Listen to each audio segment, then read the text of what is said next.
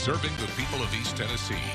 WATE 6 on your side news at 5:30 starts now. Good evening. I'm Lori Tucker. I'm Bo Williams. And I'm Don Hudson. Thank you very much for being with us. Schools might not have a choice about having resource officers on campus if a bill passes during the special session. Instead, law enforcement would make that decision after Metro Nashville angered Republicans. Here's State Capitol reporter Chris O'Brien.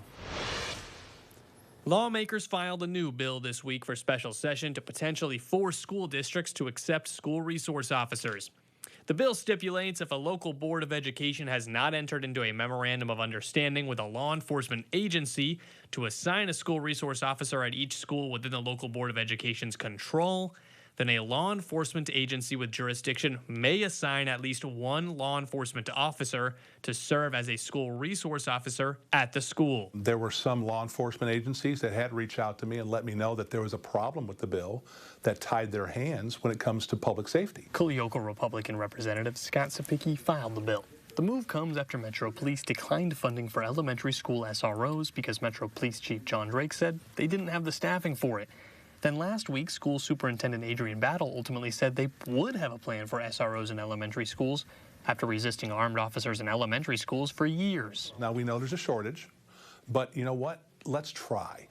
Because right now, Metro Nashville, if you want to talk about Metro Nashville, we have elementary schools that don't have SROs in them, which makes them a target for what we are coming to special session for in a couple days. Democrats blasted the bill, saying it's ironic the party who generally favors small government is pushing it. Well, they've given up the title of the party of small government a long time ago, because they interfere in everybody's parts of life, whether it's your bedroom, the bathroom, your libraries, and everything in between.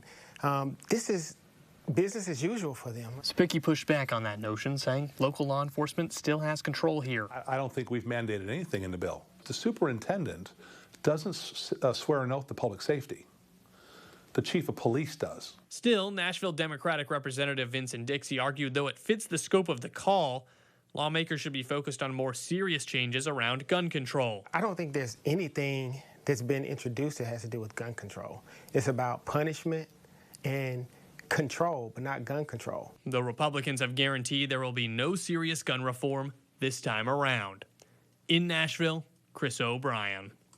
When asked how confident he was on a scale of 1 to 10 of this bill passing, Sapicki said that he did not want to put a number on it, but he said he believes the state has an obligation to allow law enforcement to follow the oath they swore.